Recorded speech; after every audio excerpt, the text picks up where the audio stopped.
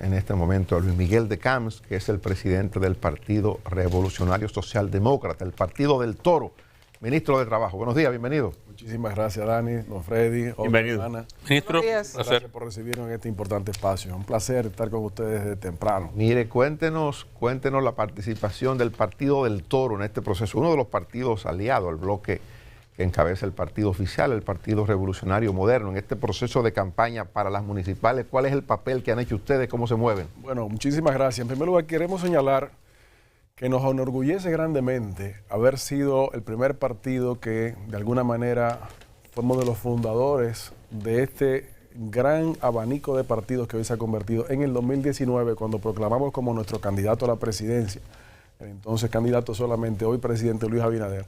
Y en esta oportunidad, pues, ese abanico se abre. Quiero tomar una frase que decía el entrevistado de la sección anterior, cuando correctamente señalaba que la ola de voluntad, de decisión del pueblo en el 2020 no pudo ser contenida por el entonces gobierno. Esa ola no solamente se mantiene, sino que se acrecienta en este proceso electoral que se definirá el próximo domingo municipal y el próximo mayo congresual y presidencial. En esa realidad de cambio, de profundización, de materialización y galvanización de ese cambio, el Partido Revolucionario Socialdemócrata pues ha estado trabajando de la mano con el presidente de la República y de la mano con los candidatos en esta etapa a las municipalidades. Ayer justamente aquí en la capital se desarrolló una extraordinaria caravana de cierre, si se quiere, de la candidatura a la alcaldía de Carolina Mejía, que ha hecho una extraordinaria labor y que va nuevamente a ser reelecta, Dios mediante, el próximo domingo.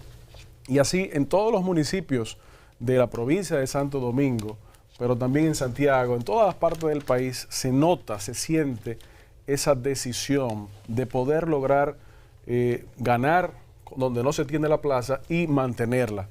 Y yo creo que es importante destacar cómo el presidente Abinader ha estado dando un apoyo también extraordinario a los municipios, en términos generales. Y si eso lo logramos materializar con los municipios con mayor nivel de cercanía, pues mayor será la inversión, mayor será el apoyo, porque mayor será el entendimiento. Yo creo que es eso a lo que mi querido amigo Víctor se señalaba en la entrevista anterior que sucedió en el 2020, y estamos de acuerdo con él. Se va a repetir ahora en el 2020. En la parte de la campaña o de las ofertas que hace ese grupo de partidos que encabeza el PRM, a ustedes como Partido del Toro, ¿cuántos candidatos le llevan en la parte municipal? ¿Cómo no? Nosotros hemos sido capaces de colocar una cantidad de candidatos a alcaldes y a regidores en cerca de 40 territorios en el territorio nacional, en diferentes partes. Santo Domingo, Santiago, Villa Altagracia, bueno, prácticamente muchísimas provincias, no voy a decir que todas, pero muchísimas provincias y municipios. También hay que recordar, Dani, que el PRM y el PRSD son ramas de un mismo tronco, son partidos hermanos, son partidos de un origen similar, donde compartimos las historias políticas, compartimos nuestros líderes históricos. Ahí falta el BIS. Faltan algunos, pero algunos no lo han entendido. Algunos no lo han entendido. Que es una de las grandes, entiendo yo, propuestas positivas que ha logrado el presidente Abinader, un reencuentro de la familia peñagomista. No solamente en la función electoral, sino en la función gubernamental. Porque el gobierno del presidente Abinader se ha caracterizado por tener un presidente que conversa, que mantiene un contacto constante con la gente. Bueno, señores, hoy es lunes, hoy estará también el presidente compartiendo con la prensa. Eso no se había visto. Logró amansar a Guido Gómez y a Alburquerque. Y lo tiene a otro lado ahí. Que también están sumados a la campaña. Sí.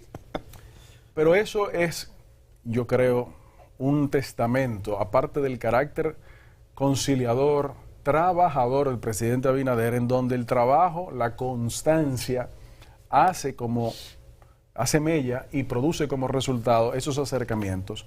En esta oportunidad, repito, tenemos que lograr aumentar los votos y entendemos que eso sucederá el próximo domingo, independientemente de que los números están muy buenos en prácticamente todo el territorio nacional. La verdad es que tenemos que no dormirnos de ese lado porque las cosas al final de cuentas se definen el día de las elecciones. Y en esa dirección se está trabajando y vamos a ver si de aquí a una semana, aquí mismo, ustedes mismos estarán dando las noticias. No, el próximo lunes, Dios mediante, sí, nosotros vamos a estar contando la historia. Exactamente, ustedes la van a estar dando aquí con conocimiento de causa, porque tenemos también conocimiento de que ustedes tienen fuentes de información. No, y estaremos transmitiendo de la propia... ¿Cuál será la participación de ustedes como partido?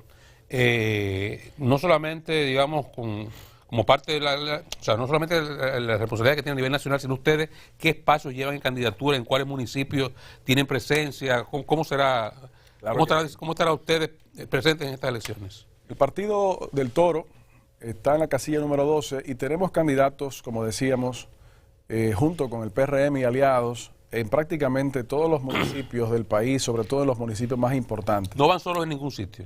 En algunos puntos sí tenemos candidaturas propias, como es por ejemplo el municipio del Pino en Dajabón, el distrito municipal de Villa Elisa en Montecristi, pero en el resto de los espacios tenemos candidaturas comunes.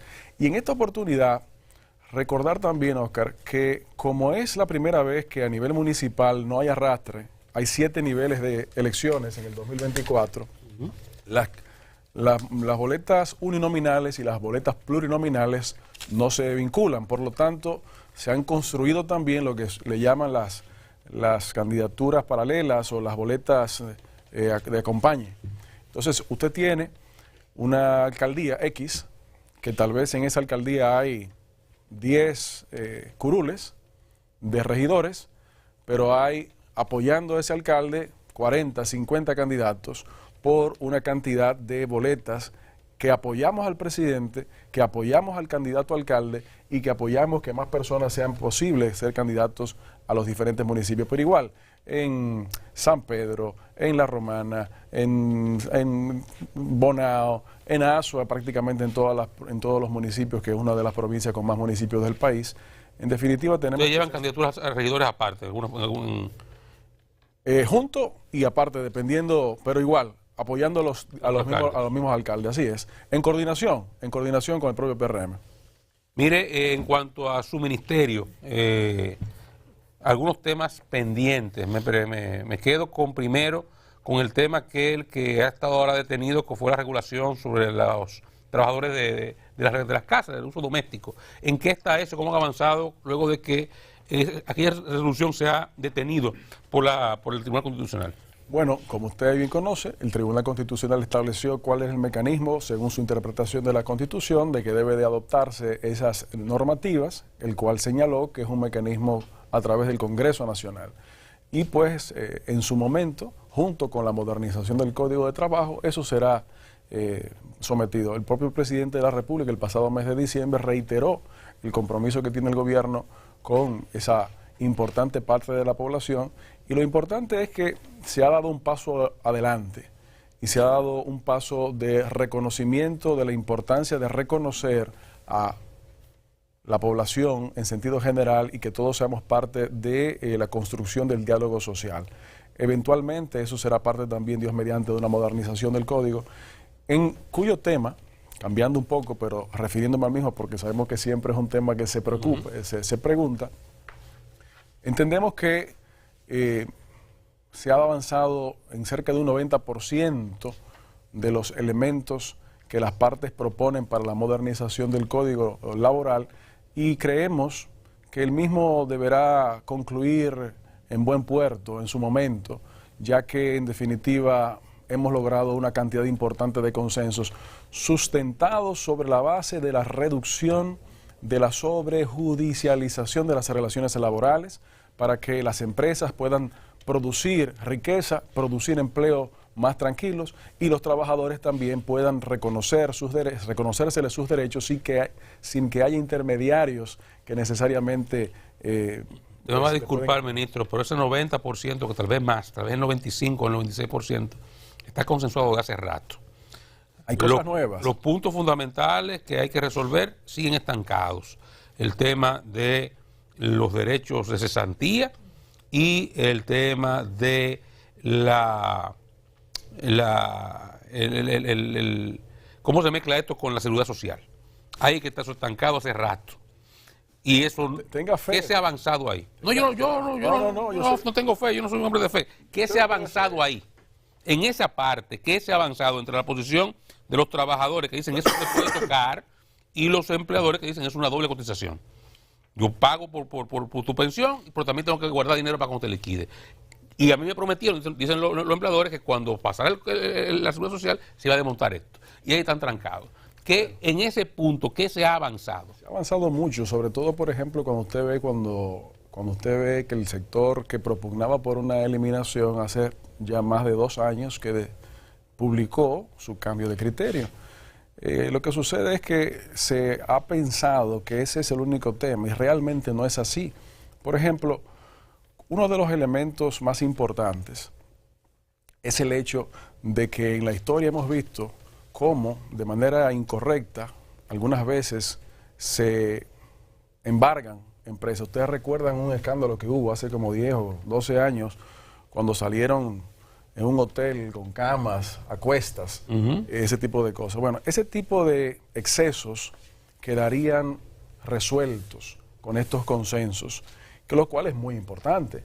Además de eso, también una serie de temas de modernización, como son la consignación del teletrabajo en la República Dominicana, el conocimiento de diferentes tipos de modalidades de relaciones laborales, que cada vez más son más presentes. Nosotros entendemos que esas son cosas también que junto con aquellas van a ser mejoradas. Lo de la reducción, perdón, un cafecito Santo Domingo, que ya está acá. Lo de la reducción de la jornada semanal de trabajo, de las horas, ¿cómo va eso? Bueno, lo primero que hay que recordar, muchísimas gracias, muy amable. Lo primero que hay que recordar es que lo que se anunció es un piloto voluntario para determinar si en efecto en nuestro país eso funciona o si en efecto eso no funciona. Lo que se está haciendo es un levantamiento de información. ¿Cuál es el objetivo? El objetivo es determinar, lo primero, si existe o no una mejora en la productividad. Segundo, si existe o no una mejora en las relaciones laborales y familiares de los trabajadores. Si existe o no una mejora en la salud psicosocial de los trabajadores, así como la sostenibilidad medioambiental. Esos 4 componentes principales son los que se estarían midiendo, pero para ello se requiere de manera obligatoria la voluntariedad de las partes. Sin esta voluntariedad, no solamente ahora, sino también en el futuro. Imaginémonos que ese estudio arroje, ojalá, arroje que es positivo en algunos tipos de trabajo. Si esa es la conclusión, como quiera que sea, para poderlo implementar se requiere la voluntariedad. ¿Por qué? Porque lo que se está planteando es determinar, conocer, saber en la sociedad dominicana si eso tiene o no consecuencias positivas. Ahora, de entrada tenemos que señalar que hay tipos de trabajo, algunos tipos de trabajo en donde eso no es posible. La diferencia de trabajo del conocimiento y trabajos de la fuerza es una diferencia importante. Por ejemplo, probablemente ese tipo de iniciativas no tenga asidero en entidades de producción continua, sobre todo en ese tipo de trabajo de producción continua, por razones obvias. Pero cuando en un taller de mecánica, por ejemplo. Industria. No, por ejemplo, industria de zona franca, de horarios rotativos y demás, probablemente eso ahí no tiene sentido. Pero sí pudiera tener sentido, cosa que es lo que queremos saber, en trabajo del conocimiento. Usted tiene que entregar tal producto antes de tal fecha. Bueno, ya eso usted maneja los tiempos diferentes. Ese es el tipo de información que en alianza con la Pontificia Universidad Católica Madre y Maestra, que es la encargada de recolectar, analizar la información, se está haciendo para conocer, porque lo que no podemos hacer nosotros es simplemente imponer situaciones si no conocemos el verdadero efecto que eso tiene en la sociedad dominicana. Y ya pues se está desarrollando ese piloto y los procesos de levantamiento de información se están haciendo con la universidad. Ya veremos los resultados en 3 o 4 meses. Después de la pandemia, ministro, algunos colaboradores de muchas instituciones y empresas privadas quedaron trabajando en casa. O sea, se acordó dentro de la jornada, un grupo importante quedó trabajando en casa. ¿Hubo alguna regulación, algún encuentro, alguna comunicación entre el ministerio y esas instituciones o empresas para regular esta modalidad? Claro que sí. En noviembre y diciembre de 2020 emitimos las resoluciones de teletrabajo que dieron como resultado pues un marco normativo referencial sobre cómo implementarlo.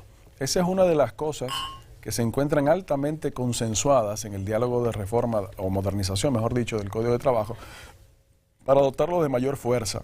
La ventaja de esta realidad, bueno, primero, esto no se inventó ahora, pero la verdad que como usted señala, en la época pandémica eso se aceleró por necesidad de manera extraordinaria. Y los países, y la República Dominicana no es la excepción, pues se vio obligada a asumirlo de manera responsable. Y en la actualidad hemos visto que aunque obviamente los niveles de teletrabajo han reducido en comparación con lo que sucedía durante la pandemia, se mantiene cerca de un 5% de los trabajos formales del sector privado actualmente teletrabajan. No significa que teletrabajen en términos absolutos o totales, pero sí utilizan eso. En pandemia eso subió cerca del 16%, pero se ha estabilizado más o menos en ese nivel. Ahora, a nivel internacional, eso se ve como una herramienta que vino para quedarse y por lo tanto entendemos que las regulaciones sobre el particular deben ayudar no solamente a que eso se mantenga, sino que sea productivo y eficiente para todas las partes. En cuanto a aumentos salariales, ustedes como gobierno han, digamos, enarbolado que han hecho una cantidad importante en estos 4 años, o casi 4 años de aumentos salariales, pero quedan pendientes todavía para aplicar este año, o ya se cumplieron los compromisos. Bueno, gracias por esa pregunta, Oscar. Una de las principales observaciones y objetivos que el gobierno del presidente Abinader ha estado concentrado ha sido la mejora de la vida de los ciudadanos en todos los ámbitos. En lo que respecta al Ministerio de Trabajo, una de las responsabilidades consiste en propugnar por el diálogo, a través del diálogo social, de las mejoras en esa dirección. A la fecha se han producido ya 23 aumentos salariales. Cuando hacemos la revisión de los montos y nominales y cuánto esto refiere al salario real, hemos visto que en comparación con el 2019-2020, el salario real de los trabajadores ha aumentado en cerca de un 10%, es decir, el salario nominal, los aumentos que se promedian en total en más de un 27%, cuando se le resta la inflación acumulada, el salario real, es decir, restándole la inflación, está un 10% con mayor poder adquisitivo. Y esto se hizo de manera coordinada y de manera constante, incluso el año pasado, antes de que se venciera la resolución previa, como un mecanismo de proactividad ante los efectos inflacionarios internacionales. Actualmente, Oscar, sí quedan pendientes, ahora en este mes de febrero, que entró en vigencia un 4% que quedaba pendiente del salario no sectorizado, y en marzo, abril y mayo entran otros pendientes de un 5% del sector zonas francas y un 5% también del sector turismo. Ministro, el asunto del año pasado. El asunto de los salarios al jornalero agrícola. Sí. ¿Está pendiente todavía eso? Bueno, justamente ahora en febrero se agregó otro 4% porque eso se pactó también en marzo del año pasado, una partida en esa fecha y otra partida ahora con un 4% adicional. Es decir, que los jornaleros agrícolas también han recibido los aumentos al mismo tiempo en que se ha aumentado el no sectorizado. ¿En qué nivel está? El salario. El monto actualmente no lo retengo, pero me parece que está por encima de 540 pesos la hora, si mal no recuerdo. Puedo estar un poco equivocado, pero por ahí anda. Okay. ¿Y al haitiano y al dominicano le pagan lo mismo? Los derechos laborales reclaman. Le hago la pregunta formal. Yo lo estoy haciendo respuesta. Usted tiene que tener en el campo de formación. Si usted me permite, yo le respondo. Claro. No, con la ley, me responda con los hechos. Ganan igual. Termíneme de hacer la pregunta entonces. Eso, a los hechos. No lo diga la ley, porque si lo dice la ley, yo voy al código. En los hechos, ¿qué pasa en el campo? Ahora puedo responder. Claro, desde el principio. El derecho laboral establece que los salarios son, obviamente, una de las contraprestaciones fundamentales del trabajo, la principal. Y la condición migratoria no es óbice para que estos se respeten. Entonces, en la práctica se puede demostrar que los pagos son similares. Eso se ve, por ejemplo, cuando usted ve una cantidad de demandas laborales de dominicanos, pero también de extranjeros. Y eso es algo que sucede en la actualidad. Ahora, nosotros sí queremos señalar que una de las mejoras... Disculpe, ¿usted sabe por qué le hago la pregunta? Porque cuando se produjo la crisis del canal, los primeros días... ¿Cuál canal? El canal de Masacre. Ajá. Sino del canal de aquí internamente con Haití. Hubo productores agropecuarios que se quejaron de falta de mano de obra porque hubo un pequeño éxodo en un momento determinado. Entonces la pregunta, y aquí que viene el contenido, el dominicano entonces no está en el campo porque no quiere, no porque no le pagan igual. Los mercados laborales siempre tienen una porción que se asignan a contingencias laborales migratorias, no solamente en nuestro país, en todos los países Así del es. mundo. Porque cuando el mercado local no tiene la capacidad de ofrecer la mano de obra, pues se tiene que recurrir a esas contingencias. Lo que ha sucedido en la República Dominicana es que esas contingencias no han estado reguladas. Y esa es una de las modernizaciones de nuestro código que nosotros queremos fortalecer para que cuando haya más capacidades de sanción, sea más costoso el incumplimiento que el cumplimiento y la formalización de esa labor se facilite. Entonces, la realidad es que gran parte de la mano de obra o del mercado laboral en materia agrícola, obviamente, depende de contingencias laborales migratorias, que en la actualidad son informales y que tenemos que formalizarlas. Ministro, gracias por su tiempo. 80-20 tenemos que materializarlo con mayores capacidades de sanciones desde el Ministerio. Gracias, Luis Miguel de Camps, ministro Gracias de a Trabajo. ustedes. Nos despedimos hoy, mañana de vuelta a las 5 de la madrugada.